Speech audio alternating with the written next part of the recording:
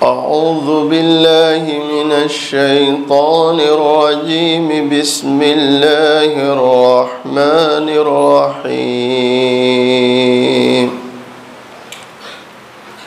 कुल हुवल्लाहु अहद अल्लाहुस समद लम यलिद वलम यूलद वलम यकुल लहू कुफुवन अहद। सदक़ल्लाहु मौलानल अज़ीम। शुरू अल्लाह के नाम से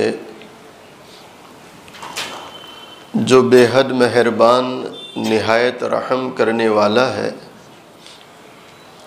कुल तू कह, कुल के माने तू कह, हुवल्लाहु अहद, वो अल्लाह एक है। अल्लाहुस समद, अल्लाह बेनियाज है। लम यलिद, न किसी को जना, यानी अल्लाह ने किसी को जना नहीं। वलम यूलद, न किसी से जना, यानी नाउज़ बिल्लाह, किसी ने अल्लाह को भी पैदा नहीं किया, अल्लाह बज़ाते खुद है। वलम यकुल लहू कुफुवन अहद, और नहीं उसके जोर का कोई, यानी उसके मुकाबिल का कोई नहीं, वो अकेला तने तन्हा है। बाद रिवायात में है कि मुशरिकीन के सवाल में ये था कि अल्लाह ताला किस चीज़ का बना हुआ है, आया वो सोने से बना है या चांदी से बना है या किसी और धातु से बना है। जैसे कुफ़ार मुशरिकीन में हम देखते हैं कि उनके जो माबूदान बातिला है, कोई पत्थर से बना है, कोई संगे मरमर से है, तो किसी पर चांदी चढ़ाते हैं, किसी पर कोई और धातु चढ़ाते हैं, तो किसी पर सोना चढ़ाते हैं, सोने का पानी चढ़ाते हैं। किस्म किस्म के इनके माबूदात हैं। तो वो जो उनका एक जहन था और जो माबूद उनके सामने रहते थे, उसी को सामने रखकर उन्होंने हुजूर पाक सल्लल्लाहु अलैहि वसल्लम से भी सवाल कर लिया कि ए अल्लाह के नबी सल्लल्लाहु अलैहि वसल्लम, जिस अल्लाह की तरफ तुम बुलाते हो, आया वो किस चीज़ का बना है। अल्लाह ताला ने जब ये सवाल मुशरिकीन ने किया तो ये सूरह शरीफा नाजिल फरमाई कि ए अल्लाह के नबी सल्लल्लाहु अलैहि वसल्लम, आप इन कुफ़ार को मुशरिकीन से कह दो कि वो अकेला है, तने तन्हा है, और जैसे तुम्हारे माबूद सोने चांदी के बनते हैं या पत्थरों के बनते हैं, अल्लाह ऐसा कोई सोने का या चांदी का या पत्थर का या किसी धातु का बना हुआ नहीं है। अच्छा, बाज़ उलमा ने लिखा है कि नसारा जो थे वो हज़रत ईसा अलैहिस्सलातु वस्सलाम को अल्लाह का बेटा मानते थे। ईसा रूहुल्लाह कहते थे कि ईसा ये अल्लाह की रूह है। यहूद का ये अकीदा था कि उज़ैर अलैहिस्सलातु वस्सलाम ये अल्लाह के बेटे हैं, उज़ैर इब्नुल्लाह, उज़ैर अल्लाह के बेटे हैं, ये यहूद कहते थे। मक्का के जो मुशरिकीन थे उनका यूँ मानना था कि ये जो फरिश्ते हैं ये अल्लाह की बेटियां हैं। भाई समझ रहे नहीं समझ रहे? ईसा अल्लाह का बेटा ये ईसाई मानते थे नसारा, उज़ैर अल्लाह का बेटा ये यहूद मानते थे, और फरिश्ते अल्लाह की बेटियां हैं ये मक्का के मुशरिकीन का अकीदा था। अल्लाह ताला ने इनके इस बातिल अकीदे का इस सूरह शरीफा में जवाब दिया कि ए अल्लाह के नबी सल्लल्लाहु अलैहि वसल्लम, आप इन्हें कहो कि लम यलिद वलम यूलद, अल्लाह ने किसी को जना नहीं, यानी अल्लाह ने कोई अपना बेटा के बेटी नहीं बनाई। अब ये जो तवालुद का एक सिलसिला है, औलाद का सिलसिला है, जैसे अहले दुनिया में प्रचलित है, मशहूर है, चलता है, और एक नस्ल, एक सिलसिला चलता है, तो उस एतबार से उनका भी ये एक गुमान था कि भाई जब हमारा बेटा होता, बेटी होती, तो अल्लाह का भी तो कोई बेटा होगा, नऊज़ुबिल्लाह, अल्लाह की भी कोई बेटी होगी। तो अल्लाह ताला ने पहला ही जो जुमला इस्तेमाल किया, अल्लाहु अहद, अहद वाहिद, अहद वाहिद, इन दोनों का मतलब होता है एक होना। क्या होना? यानी एक के आगे भी कुछ नहीं और एक के पीछे भी कुछ, वो अकेला है, अकेला। फिर उनका ऐसा मानना था कि भाई हमें तकवीयत चाहिए। जैसे आप हमारे यहाँ देखते हैं, बंदा निकाह करता है, 1 साल 2 साल हो गए, औलाद नहीं होती तो परेशान फिरने लगता है कि औलाद नहीं हो रही। भाई औलाद को क्या करेगा? का मौलाना सहारा बनेगी। क्या जवाब मिलता है? बुढ़ापे का सहारा। औलाद तो चाहिए ताकि हमारा नस्ल चले, बाप का नाम जिंदा रहता है औलाद की बरकत से, तो औलाद चाहिए। तो इनके यहाँ ये औलाद का सिलसिला था, तो उन्होंने ये गुमान किया कि अल्लाह की भी औलाद होगी ताकि अल्लाह को तकवीयत रहे। तो अल्लाह ताला ने दूसरे ही जुमले में उसका तौर बयान कर दिया, अल्लाहुस समद। वो अस-समद है, बेनियाज बादशाह। ये हुकूमत ऐसी नहीं कि वज़ीर की ज़रूरत पड़े, सिपाही की ज़रूरत पड़े।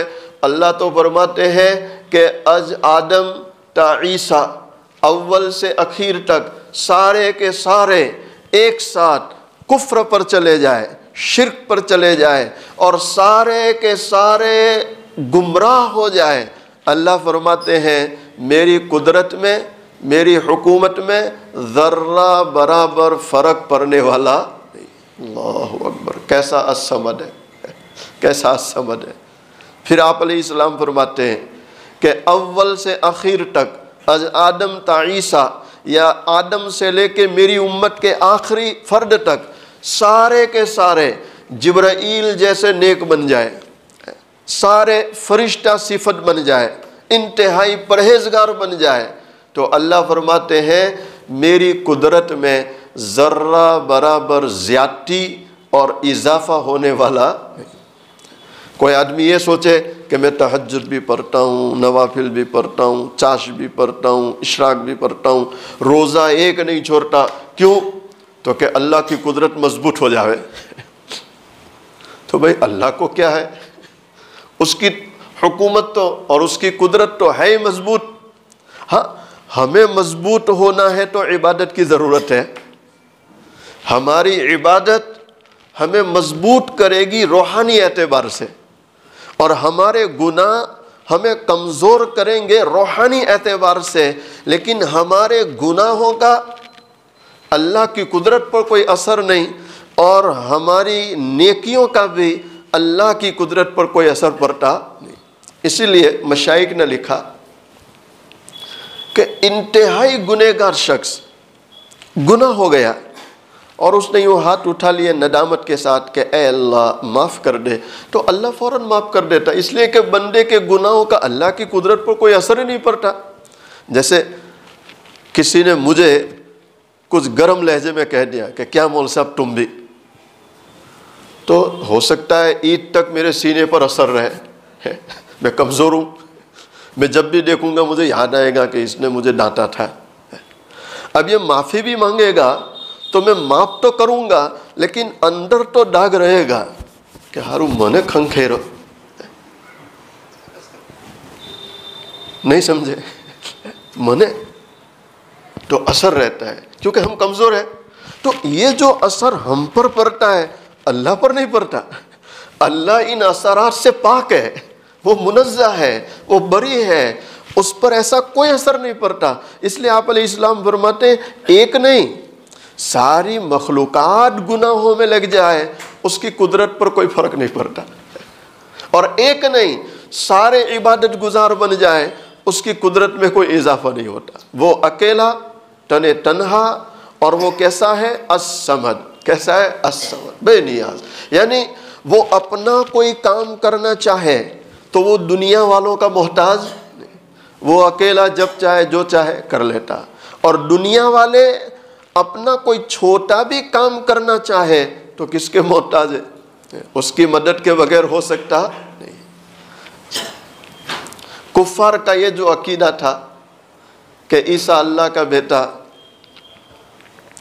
उज़ैर अल्लाह का बेटा, फरिश्ते अल्लाह की बेटियां, तो इस अकीदे का भी तोड़ कर दिया। लम यलिद, भाई अल्लाह ने कोई किसी को पैदा नहीं किया। वलम यूलद, और अल्लाह जना गया भी नहीं है। वलम यकुल लहू कुफुवन अहद, उस अल्लाह का कोई तोड़ यानी उसका कोई जोड़ दुनिया में मौजूद नहीं है, न दुनिया में है न आखिरत में। वो अकेला है, अकेला है। सारी सल्तनत, सारी हुकूमत किसकी चलती है? अल्लाह की चलती है, अल्लाह की। इसलिए हज़रत नबी करीम सल्लल्लाहु अलैहि वसल्लम फरमाते हैं, कल क़ियामत वाले दिन एक मकाम ऐसा आएगा कि अल्लाह ताला मौत के फरिश्ते को बुलाएंगे।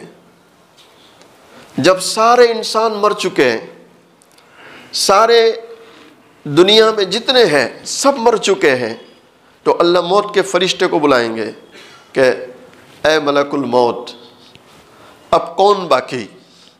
तो कि अल्लाह, मैं, तू, जिब्राइल, इसराफील और फरिश्ते। का फरिश्तों को भी मौत दे दे तो वो भी ख़त्म। का अब? तो कि जिब्राइल, मिकाइल, इसराफील, मैं, का इनको भी मौत दे दे, जिब्राइल को भी मौत दे दे, इसराफील को भी दे दे। सूर फूंकना था, बात ख़त्म हो गई, उनका काम पूरा हुआ, उनको भी मौत दो। मिकाइल को भी दे दो। का अब कौन बाकी? का ए अल्लाह, अब मैं जो सबको मार चुका हूँ और एक आपकी ज़ात है, बाकी कोई नहीं। तो अल्लाह फरमाएंगे मुत, उस फरिश्ते को फरमाएंगे जो सबको मार चुका है। अब अल्लाह उसको फरमाएंगे मुत, यानी तू भी मर जा, तो वो भी मर जाएगा।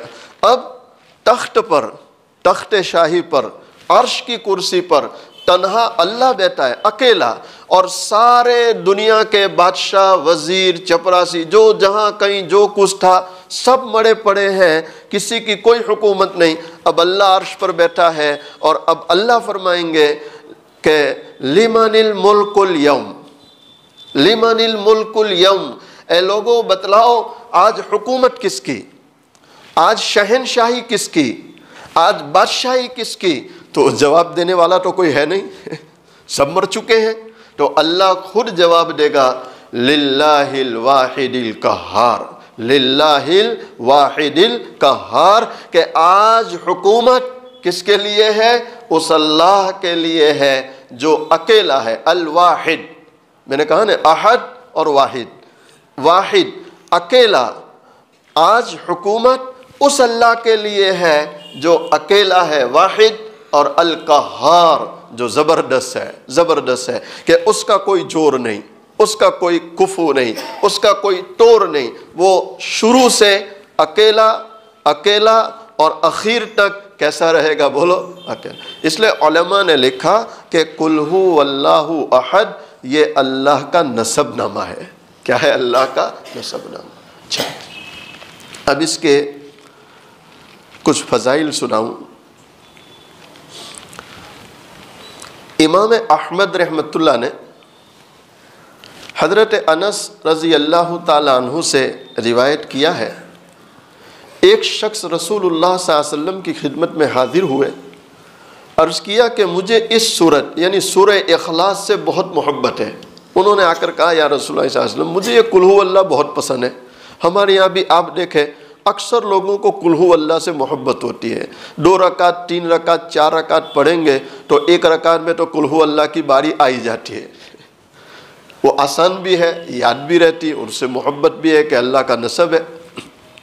इन्होंने आकर कहा, मुझे सूरह इखलास से मोहब्बत है, तो हुजूर पाक सल्लल्लाहु ताला अलैहि वसल्लम ने फ़ौरन फरमाया कि इसकी मोहब्बत ने तुम्हें जन्नत में दाखिल कर दिया, यानी इस सूरत से मोहब्बत करना तुम्हें जन्नत में दाखिल कर देगा। एक सहाबी रज़ी अल्लाह ताला अन्हु, उनके मुतालिक आता है कि वो जब भी नमाज पढ़ाते तो कुल हु अल्लाह की सूरत ज़रूर पढ़ते। जब भी नमाज पढ़ाते तो किसी जगह इमामत पर मुतय्यन थे।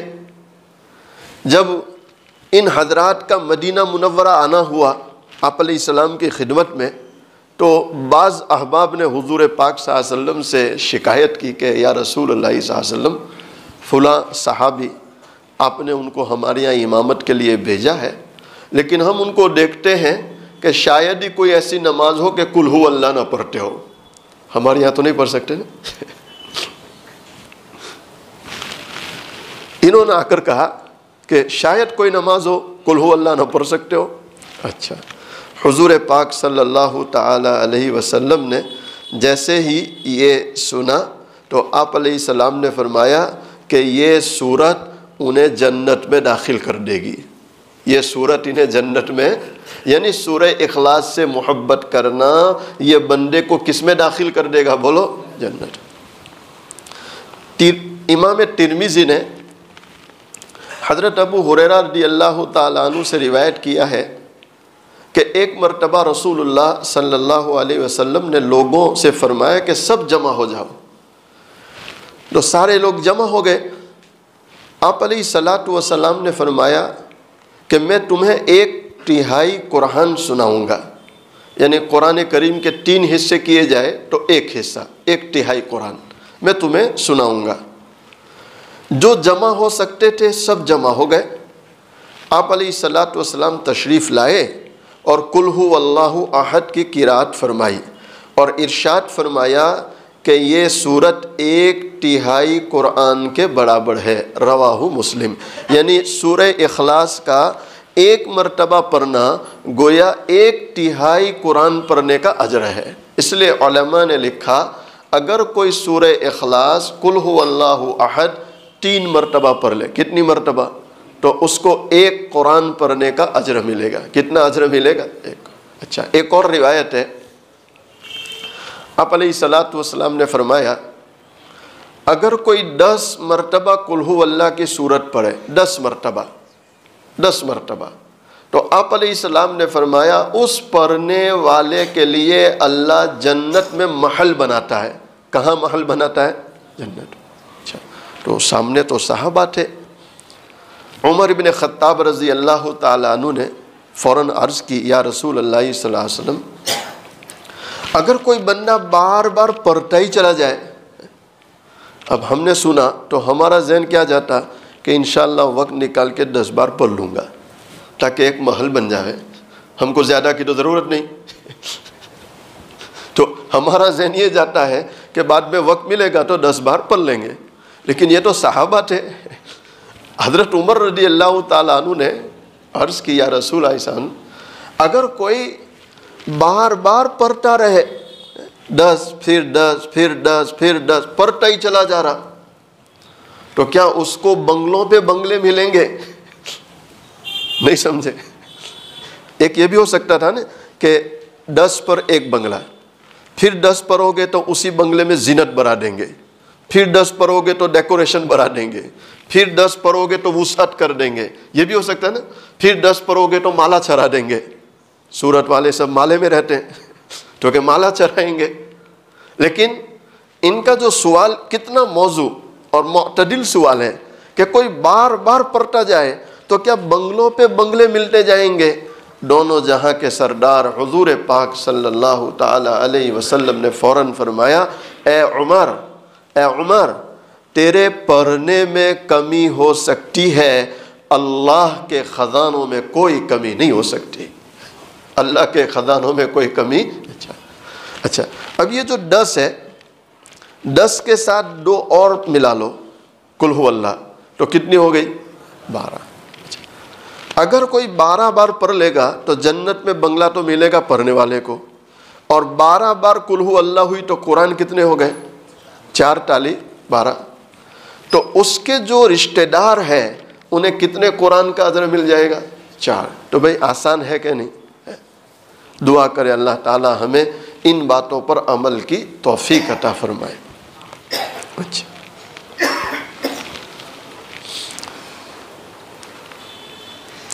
अबू दाऊद, तिरमिज़ी, नसाई ने एक तवील हदीस रिवायत की है कि रसूलुल्लाह सल्लल्लाहु अलैहि वसल्लम ने फरमाया कि जो शख्स सुबह और शाम कुल हु अल्लाहु अहद और मुअव्वज़तैन पढ़ लिया करे तो ये उसके लिए काफ़ी है। एक रिवायत में है ये उसको हर बला से बचाने के लिए काफ़ी है। इमाम अहमद ने हज़रत उक़बा इब्नु आमिर रज़ी अल्लाह ताला अन्हु से रिवायत किया है कि रसूलुल्लाह सल्लल्लाहु अलैहि वसल्लम ने फरमाया कि मैं तुमको ऐसी 3 सूरतें बताता हूँ कि जो तौरात, इंजील और ज़बूर और कुरान सब में नाजिल हुई है, और फरमाया कि रात को उस वक्त तक न सोवो जब तक इन तीनों यानी कि मुअव्वज़तैन और कुल हु अल्लाहु अहद को न पढ़ लो। हज़रत उक़बा इब्नु आमिर रज़ी अल्लाह ताला अन्हु बयान करते हैं उस वक्त से मैंने कभी इनको पढ़ना नहीं छोड़ा। तो ये हुज़ूर पाक सल्लल्लाहु अलैहि वसल्लम ने हज़रत उक़बा इब्नु आमिर रज़ी अल्लाह ताला अन्हु को अमल बतलाया कि रोज़ाना शाम को कुल हु अल्लाहु अहद, कुल आऊज़ु बिरब्बिल फलक और कुल आऊज़ु बिरब्बिन नास, कितनी सूरतें हो गई? 3। आप अलैहिस्सलाम ने उनको अमल दिया कि शाम को जब तक ये सूरतें पढ़ न लो सोना नहीं। तो सुबह में भी पढ़ लेनी चाहिए और शाम। बहुत से लोग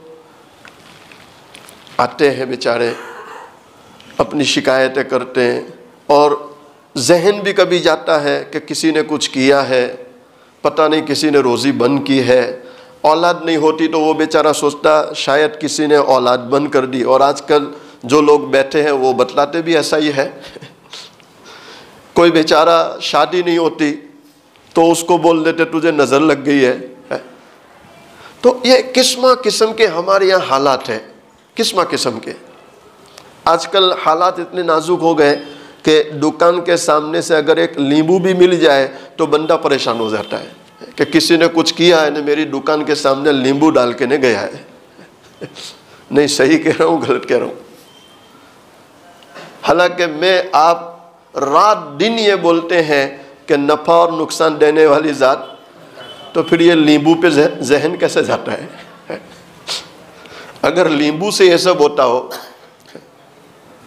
और आज भी जो लोग ये अकीदा रखते हैं कि होता है करने से, तो हम उनको दावत देते हैं कि इस मुल्क का सबसे बड़ा फिरौन सारी दुनिया जानती है, भाई उसका ही कर लो ना पहले। है नहीं, सही है गलत नाम नहीं लेता, लेकिन आप जानते हैं मुल्क का फिरौन कौन है, तो उसी का कर लेना चाहिए ताकि सबको सहूलत हो जाए। ये सब बोलने की कहने की बातें हैं, ईमान की कमज़ोरी की बातें हैं। किसकी कमज़ोरी की बातें? किसी से कुछ होता करने डरने वाली ज़ात अच्छा, हुज़ूर पाक सल्लल्लाहु अलैहि वसल्लम का कितना प्यारा अमल कि तुम्हें ऐसा लग रहा है कि कोई असर है, कुछ है, तो रात को सोने से पहले और सुबह में, तो हमारे उलमा ने वक्त भी बतलाया कि फजर की नमाज के बाद और मगरिब की नमाज के बाद आप ये सूरतें पढ़कर अपने हाथ पर ऐसे फूंक मारो, फिर हाथ घुमाकर अपने पूरे जिस्म पर फेर लो, तो अल्लाह क्या कर देगा? शिफा देगा, आसानी फरमाएगा, नजर बद से हिफाजत करेगा। नजर बद से क्या करेगा? हिफाजत। अच्छा, हुजूर पाक सल्लल्लाहु अलैहि वसल्लम का बज़ाते खुद अमल है। आप अलैहिस्सलाम सारी ज़िंदगी इन सूरतों को पढ़ते थे और अपने हाथ पर फूंक मारते थे और फेर लेते थे। और आप अलैहिस्सलाम ने बज़ाते खुद अल्लाह से सवाल किया कि अल्लाह नज़र बद से हिफाजत कर।